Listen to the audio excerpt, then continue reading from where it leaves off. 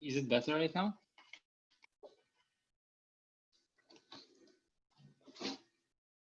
Hello.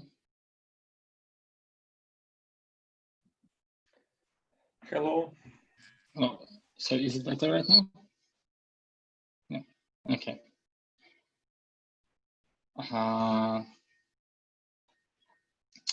So as I told, I believe that we basically covered this topic with the first lecture, and then I wanted to show you an example. I think we can discuss the example in details tomorrow about an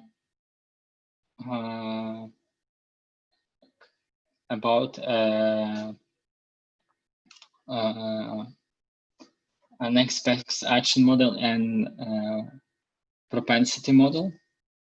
So I think we can start on this point tomorrow and then go to a CLV. I hopefully by tomorrow I will be better and will be able to run all the sessions in a row. For now, first of all, I want to ask if you have some questions for now. Like I was saying, I have a question about this linear solution and the formula, and particular about the calculation on eligibility. Sure to elaborate more how we can calculate this eligibility. What is the mean of this feature?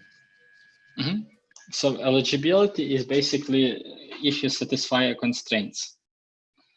So for example, like simple example, a mobile campaign cannot apply to people who doesn't have a mobile app, right? Internet campaign cannot apply to the people who doesn't use a web service. At the same time, branch campaign, like you cannot reach through the branch people who use only mobile app and never show up in the branch, right? So second thing is constraints from point of view of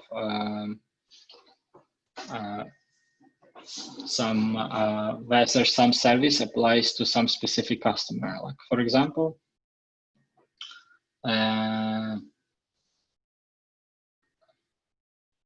let's say you have a student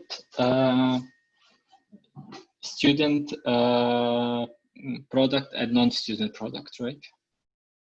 For price discrimination reason or for dynamic pricing reason or for whatever.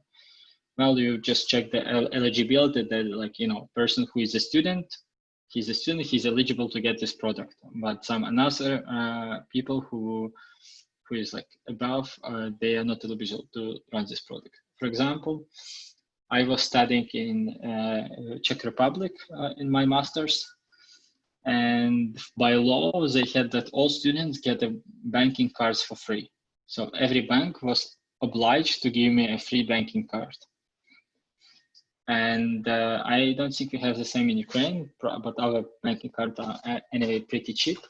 But like I wouldn't be, but once I stopped to be a student, I wasn't already eligible for that product. So there is no point to send me a campaign for student products, right, anymore. So I'm not eligible for that campaign and so on. So that's eligibility is not some form of calculation. It's just like logical checks. And as I told, it's sometimes the hardest to prepare actually, because there are a lot of logical rules about restrictions and so on, which you either apply by law or apply by a capability restriction or by some business strategies that, like, we don't want to offer some product which is cheaper and better to the customers who is paying more, and you know, who is paying more right now. So why would we do it if customer is already super happy with his more expensive products? We don't want to show to him that some other customers get the same for a lower price, right?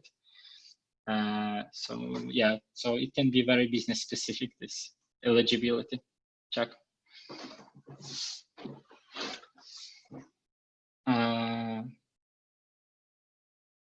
answer questions. I have a question about this propensity rate.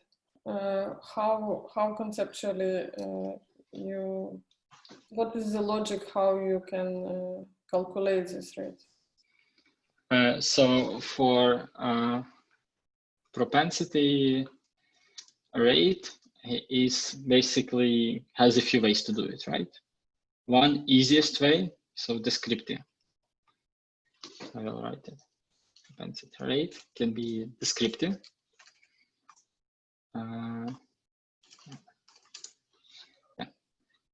Which is meaning that like you are not sharing the screen. Could you share? Yeah, sorry, I saw that I was sharing. Okay. Yeah, after we disconnected, I'm not. I was actually sharing something to Kirilo too, but okay. Okay, so start sharing. I see the group chat, let's say, nothing special. Okay, sorry. So to Kirilo, I was showing the list of constraints which apply eligibility. For Valeria, so I'm saying this so it can be simple, descriptive. So propensity rate can be. Okay, first question was about from Kiro about eligibility. We say this is custom, business specific. Logical checks. Then propensity rate. So can be simple way when we take the number of converted clients divided by number of campaigns. Maybe we can do it by segment, right? So don't have a easy way to write the formulas here, but I hope this is readable. The actual way to write formula, but you should type in LaTeX on live in this slide, so it will take some time. So another case is when we want to make it predictive. When we model our okay, anyway, I think I will have to add formula, so sorry, I'll have to wait until I type a formula. So you can look right now on the right part, and the formula will be appearing here. So you say that respond, which will be modeled as, let's say, some function of campaigns, segments, and still don't see the desktop. Oleg? No. Do you? No. Me too. Anyone? Okay, sorry. Let me try to reshare again. Can you see right now? Yes. Perfect. So, so descriptive, you just take the number of people who responded positively to the campaign divided by number of campaigns applied, or number of times campaign applied, and you get the average propensity score, right? Then you can build a predictive model, which will be approximately modeled the following way, where will be a response as a function of some campaigns, segments, buying behavior, and okay, I always make a mistake in this British or American version. Then some personal characteristics,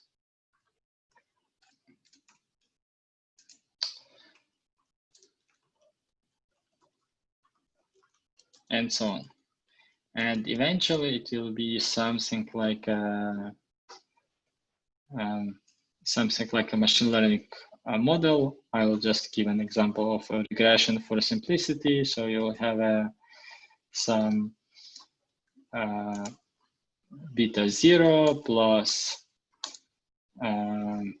some beta 1 multiplied by x1 and so on, and by beta n multiplied by xn.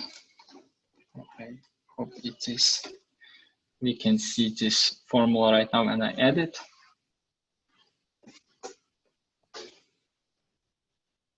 Okay, not high quality, but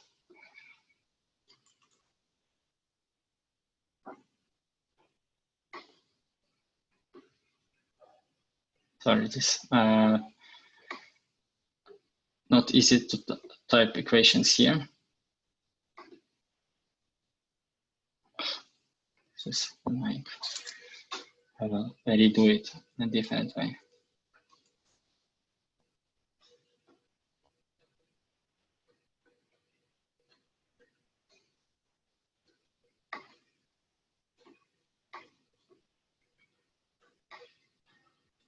Not sure why it gives so low quality, but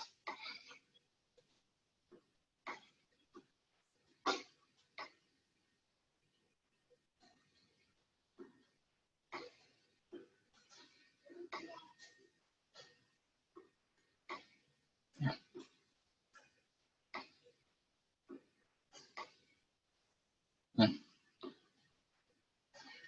And it is equal to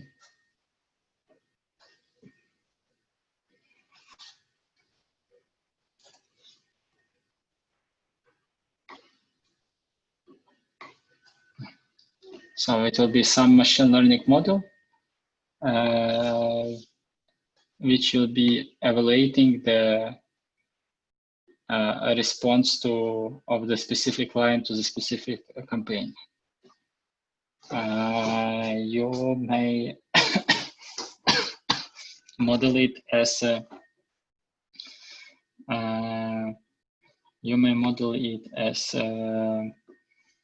regression. You may model it as something else more complicated, but that's would already depend on the availability of data and availability of some modeling capabilities and so on. But the response will be is equal to 0 or 1 if client responded to campaign or not. So basically,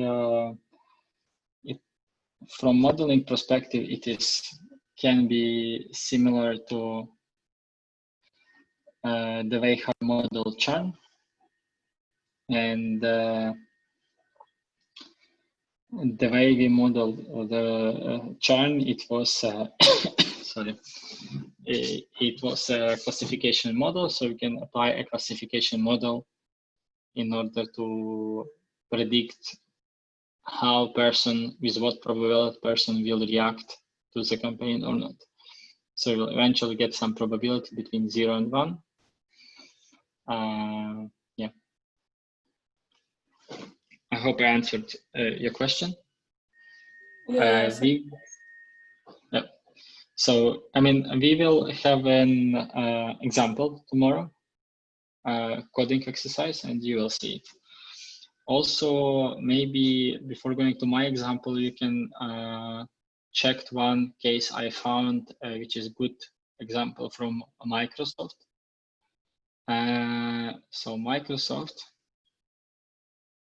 published a good example of campaign optimization. It's in R, so I'm not again sure how comfortable you are with R, but it's a bit messy in terms of structure of the solution, but eventually you have the same notebook here, which is like pretty well defined from Microsoft.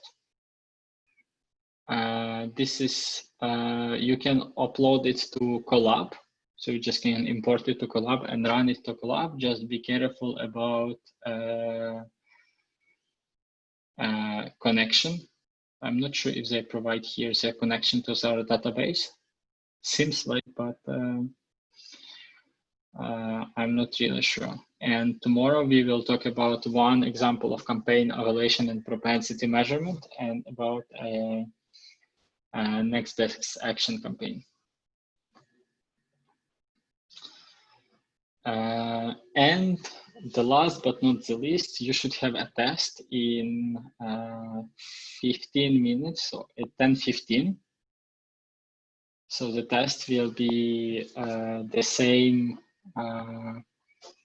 It will be the same like you had yesterday. It will be just mostly about the churn and the classification discussion we had before. It will be easy just to keep you updated.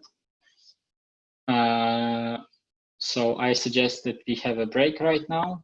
I will upload the test to your Moodle system. And at 10:15, you will have 10 minutes in order to complete it. Is it fine? So, Yep. Yeah. So talk to you tomorrow at the same time. Thanks again for flexibility and understanding with restrictions we have, eligibility of talking. And I will try to keep everyone updated. In case you have any kind of questions, please feel free to ask me by email or anyhow else. Okay, then bye. Good luck with the test. And talk to you tomorrow. Thank you. Bye. Bye. Thank you. Bye-bye. Thank you. Bye. Bye.